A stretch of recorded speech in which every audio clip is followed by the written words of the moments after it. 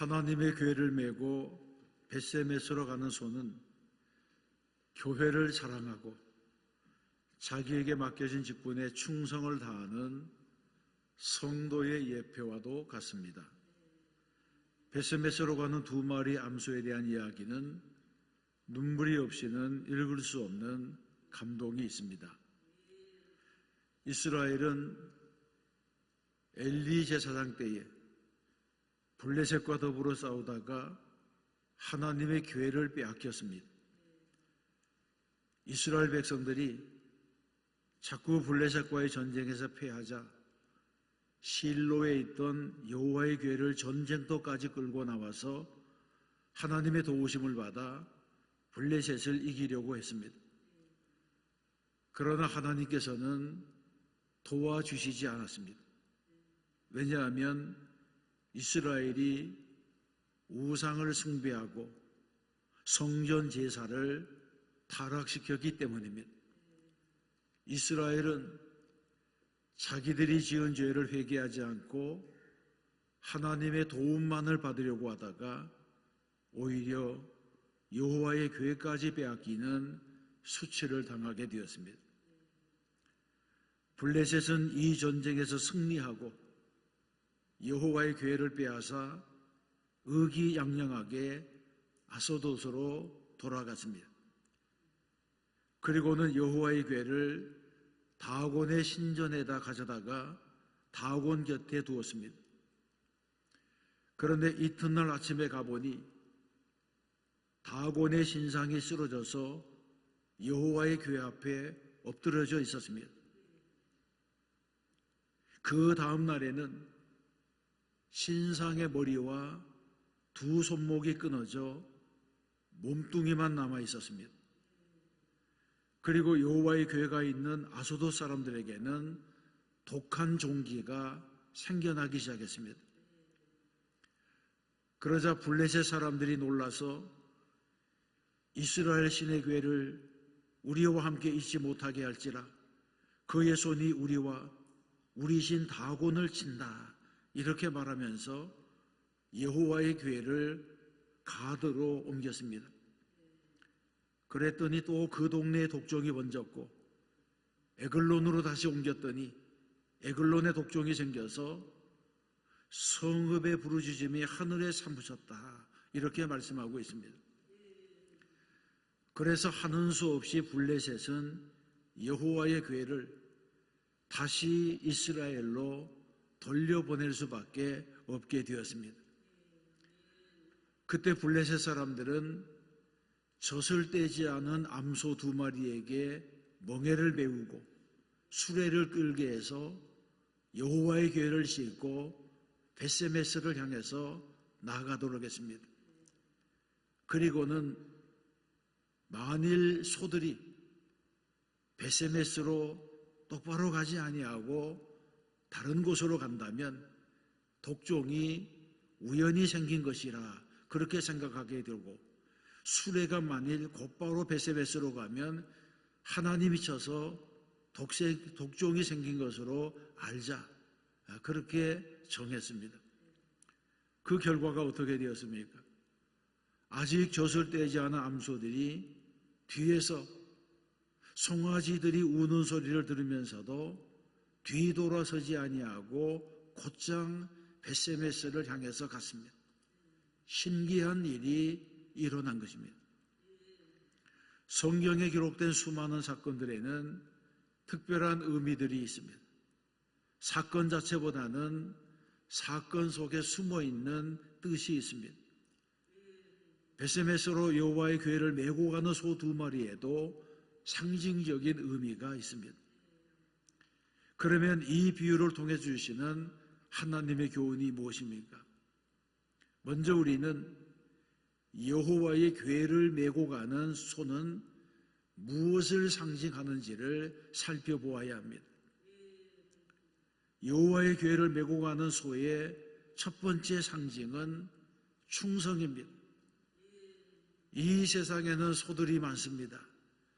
밭을 가는 소, 짐을 나르는 소, 젖을 짜는 소, 고기를 제공하는 소도 있습니다. 그런데 벳세메스라고 하는 암소 2마리는 하나님의 일에 쓰임을 받는 소가 되었습니다. 본문에 동장한 소는 거룩하신 하나님의 궤를 메고 가는 소였습니다. 단순히 수레를 끄는 것만이 아닙니다. 거룩하신 하나님의 임재의 상징인 언약궤를 끄는 수레였습니다. 이것은 참으로 영광스러운 멍에요. 이 세상의 그 어떤 멍에보다도 자랑스러운 멍에를 메게 된 것입니다.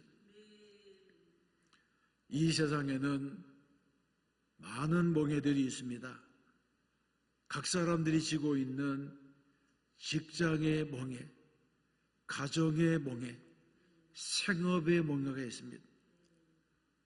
공직자들을 보세요. 공직자가 아니었다면 들추어내지도 않았을 일들이 파헤쳐져서 무거운 멍에를 지고 살아가고 있습니다. 이처럼 모든 인생들은 저마다의 멍에를 메고 있는 것입니다. 그러나 세상의 그 어떤 멍에보다 숭고한 멍에는 주님께서 성도들에게 지어주신 멍에입니다. 그래서 성경에서는 주의 궁정에서의 한날이 다른 곳에서의 첫날보다 나은즉 악인의 장막에 사는 것보다 내 하나님의 성전 문지기로 있는 것이 좋다, 이렇게 말씀하고 있습니다. 주님께서 나에게 메워주신 명예가 있다면 그 멍에는 세상의 그 어떤 부귀영화, 부귀영보다 값지고 명예롭다고 하는 것을 말해주고 있습니다. 주님이 나를 부르셔서 일을 맡겨주셨다면 어떻게 해야 되겠습니까? 우리는 그 길을 귀하게 여기고 충성을 다해야 합니다. 그래서 성경에서는 맡은 자들에게 구할 것은 충성인이라고 했습니다. 주님께서도 맡긴 일에 충성을 다하는 종에게 잘하였도다, 착하고 충성된 종아, 이렇게 말씀하시면서 칭찬을 하셨습니다. 제가 해외에서 목회할 때에 상사 주재원으로 오신 집사님 한 분이 너무 골프를 좋아해서 주일날에도 골프 모임이 있으면 골프를 치러 나갔습니다. 제가 몇 번 나무랐더니 그분이 말하기를, 목사님, 예배당에서 골프 생각하는 것보다 골프장에서 하나님 생각하는 것이 더 낫지 않을까요? 이런 말을 했어요. 그 말에 제가 잠깐 속을 뻔했습니다. 그러나 여러분, 나에게 맡겨진 멍에가 십자가같이 느껴질지라도 우리가 끝까지 메고 나가면 놀라운 하나님의 은혜와 축복이 우리에게 부어지게 될 줄로 믿습니다. 벳세메스로 가는 소의 두 번째 상징은 헌신입니다. 암소 2마리는 젖을 먹는 송아지를 떼어놓고 벳세메스로 갔습니다. 새끼 송아지들이 뒤에서 어미를 부르면서 음메 웁니다. 그래도 암소 2마리는 멍에를 메고 좌로나 우로나 치우치지 않고 앞으로만 나아갔습니다. 이 사실을 12절에서 암소가 벳세메스 길로 바로 행하여 대로로 가며 갈 때에 울고 좌우로 치우치지 아니했다고 했습니다. 이것은 신기한 일이었습니다. 동물도 본능적으로 새끼를 보호하려고 하는 경향이 있지만 하나님의 궤를 맨 소들은 울며 오직 벳세메스를 향해서 앞으로만 나아갔습니다. 오늘 우리는 신령한 눈을 뜨고 벳세메스로 걸어가는 소를 바라보아야 합니다. 벳세메스로 가는 암소들은 송아지들이 뒤에 있었지만 앞으로 나아갔습니다. 오늘 우리도 주의 일을 하면서 가정도 뒤로 하고 자녀들도 뒤로 하고 직장, 사업, 개인적인 취미 생활도 뒤로 해야 될 때가 많습니다. 이럴 때 우리는 세상의 그 어떤 일보다도 주님께서 나에게 맡기시는 멍에, 교회가 나에게 지어주는 명예가 소중하다고 하는 것을 알아야 됩니다. 이런 일은 내 생각을 주님의 생각 아래 내려놓고 내 뜻을 주님의 뜻에 굴복시키고 삶의 우선순위를 바르게 할 때에 가능합니다. 이런 결단은 믿음이 아니고서는 불가능한 일이 됩니다. 하나님은 어떤 사람을 사용하십니까? 아브라함은 독자 이삭을 모리아산에서 번제로 드리려고 했습니다. 믿음으로 모세는 바로의 공주의 아들이라 칭함받기를 거절했습니다. 시돈 땅의 사르밧 아부는 하나님의 종 엘리야를 대접하기 위하여 마지막 양식이었던 가루 한 움큼과 남은 기름을 내어놓았습니다. 베드로는 주님을 따를 때에 그물과 배를 버렸습니다. 마태는 세리라고 하는 안정된 직업을 버렸습니다. 여호와의 궤를 맨 소들은 새끼들을 떼어놓고 울며 베세메스로 향해서 나아갔습니다. 이 모든 것들은 자기 손에 움켜진 것을 내어놓을 때에 이루어질 수 있는 일들이었습니다. 여러분은 신앙인이 되어서 주님을 위해서 무엇을 버렸습니까? 어떤 손해를 보았습니까? 교회에서 맡겨진 직분을 감당하기 위하여 시간을 들이고 물질을 들이고 땀 흘리는 수고를 할 때에 아까워하지 마시기 바랍니다. 봄에 씨앗을 심어야 가을에 거둘 것이 있고 하나님께 좋은 것을 드려야지 60배, 100배로 도로 찾을 것이 있습니다. 또 베세메스로 가는 소는 동역이라고 하는 세 번째 상징을 보여주고 있습니다. 두 소는 서로 보조를 맞추어 한 수레를 끌고 나갔습니다. 여호와의 궤를 끄는 소가 두 마리였기 때문에 서로 걸음이 맞지 않으면 같은 멍에를 매기가 어렵습니다. 두 마리의 소는 8개의 발을 서로 맞추어 나갔습니다. 아름다운 동역이라고 할 수 있습니다. 교회 일도 마찬가지입니다. 충성도 혼자 하는 충성은 쉽습니다. 그러나 함께하는 충성은 서로 손발이 맞아야 하기 때문에 어렵습니다.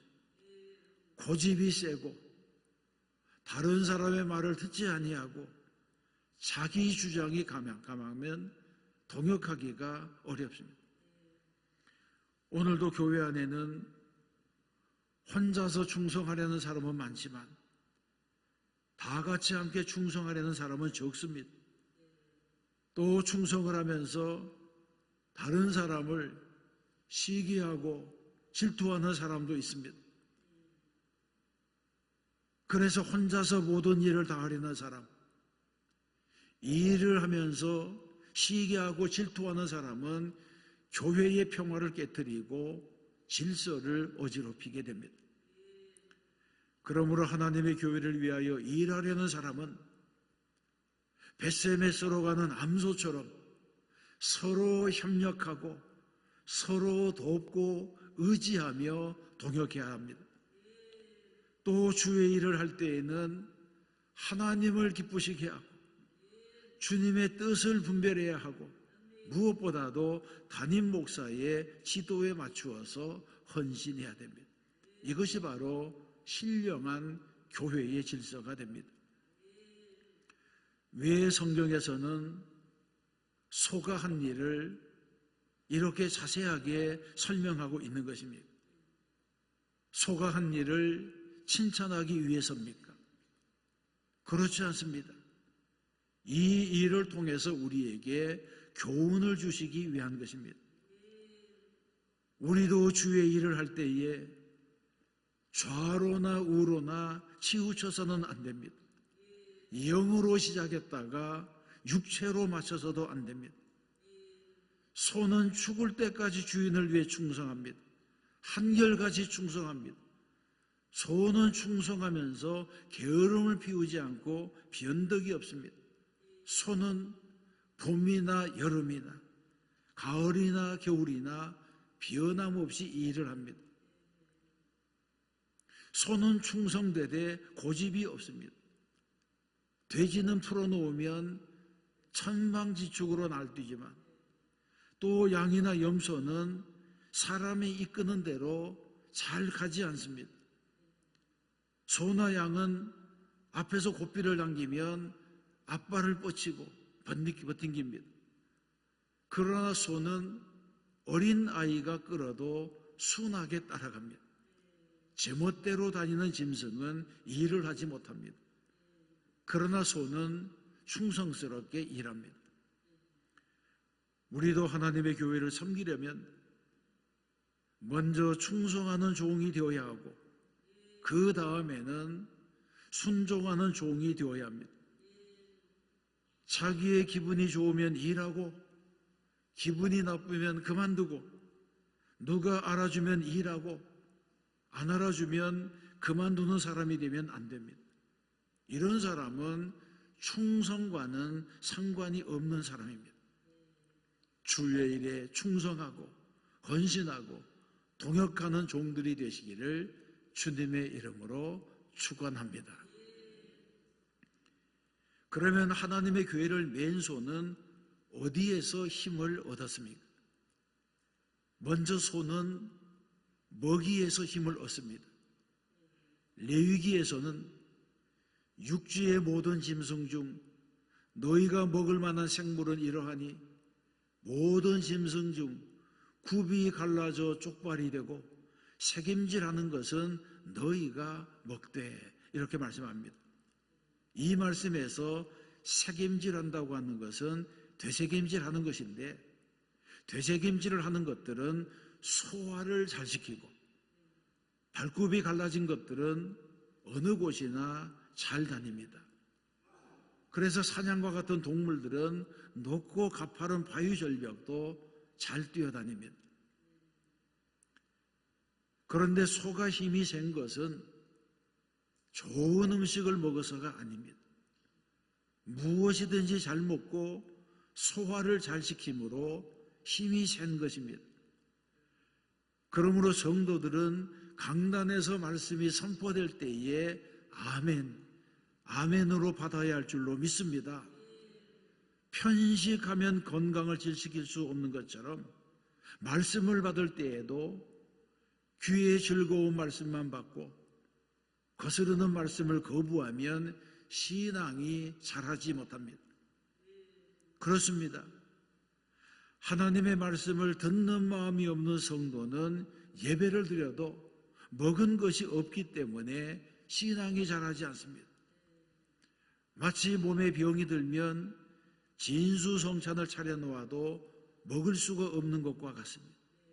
오히려 음식이 많으면 부담만 됩니다. 만일 예배를 드려도 은혜가 없고 말씀을 들어도 아멘이 안 나오면 내가 영적으로 병이 든 것입니다. 그러나 영적으로 건강한 성도는 말씀을 들을 때에 자신의 판단으로 취하지 아니하고 아멘으로 받습니다. 건강한 사람은 무엇을 먹든지 흡수해서 피와 살이 되는 것처럼 건강한 성도는 어떤 말씀이라도 은혜를 받습니다. 성도는 하나님의 말씀을 하늘의 양식으로 생명의 떡으로 여기고 귀로만 듣지 말고 마음으로 받아 먹어야 합니다. 교인들이 설교를 귀로만 듣고 머릿속에 지식으로만 쌓으면 병이 됩니다. 왜 같은 예배를 드리고도 은혜를 받았다, 은혜를 받지 못했다고 불평을 합니까? 설교를 귀로만 듣기 때문입니다. 하나님의 말씀은 지식이 아니라 생명의 말씀이기 때문에 마음으로 먹어야 영적으로 살이 찌게 됩니다. 학교에서 배우는 지식은 귀로 듣고 암기하지만 하나님의 말씀은 마음으로 먹고 몸으로 실천할 때에 능력이 나타납니다. 성도는 하나님의 말씀을 늘 묵상하며 되새김질해야 될 줄로 믿습니다. 또 손은 멍에를 메었기 때문에 쉽게 짐을 집니다. 예수님께서도 내 멍에는 쉽고 내 짐은 가벼움이라고 하셨습니다. 천리길에는 눈썹도 무겁다고 하는 말이 있습니다. 본래 짐은 무거운 것입니다. 여행을 다닐 때에 짐이 얼마나 무겁습니까? 그러나 주님이 주시는 멍에는 가볍습니다. 사실 멍에라고 하는 말에는 부정적인 의미가 있습니다. 그래서 가난의 멍에, 신분의 멍에 이런 말을 사용하면서 억지로 매는 멍에라고 하는 뜻을 우리가 생각합니다. 그런데 주님의 멍에는 다릅니다. 본래 멍에라고 하는 말에는 연결한다, 연합한다고 하는 뜻이 있기 때문에 주님의 멍에를 맨다고 하는 것은 주님과 함께 멍에를 맨다고 하는 의미가 있습니다. 그래서 벳세메스로 가는 소들이 멍에를 메고 수레를 끌었기 때문에 쉽게 간 것처럼 주님과 함께 매는 멍에는 가볍습니다. 그런데 멍에만 짐을 가볍게 하는 것이 아닙니다. 사랑도 짐을 가볍게 합니다. 사랑하면 짐이 가벼워집니다. 자녀들을 위해서 지는 부모의 짐은 무겁습니다. 그러나 부모님들은 그 짐을 무겁다고 하지 않습니다. 왜 그렇습니까? 자식을 사랑하기 때문입니다. 자식을 사랑하는 부모는 자식을 위한 희생을 짐이라고 생각하지 않습니다. 마찬가지입니다. 주님을 사랑하면 주님을 위해 지는 짐이 무겁지 않고, 교회를 사랑하면 교회를 위해 지는 짐이 무겁지 않습니다. 혹시 교회에서 직분을 맡아서 그 짐이 무겁습니까? 그것은 짐이 무거운 것이 아니라 내 사랑이 식은 것입니다. 이런 분은 첫사랑을 회복해야 됩니다. 사랑하면 짐이 가벼워집니다. 부활하신 예수님이 베드로에게 뭐라고 말씀합니까? 내가 왜 나를 배신했느냐? 왜 나를 버렸느냐? 왜 나를 부인했느냐? 이렇게 묻지 않았습니다. 다만 요한의 아들 시몬아, 내가 나를 사랑하느냐? 이 한 가지만 물으셨습니다. 사랑만 있으면 된다는 것입니다. 그렇습니다. 예수를 믿으면 구원받습니다. 구원은 믿음만 있으면 받게 됩니다. 믿음이 구원의 완성입니다. 그러나 헌신하려면 사랑이 있어야 합니다. 사랑이 없는 그리스도인은 껍데기만 그리스도인이 되고 맙니다. 베드로도 주님께 다시 사랑을 고백할 때에 회복되었습니다. 베드로는 내가 나를 사랑하느냐?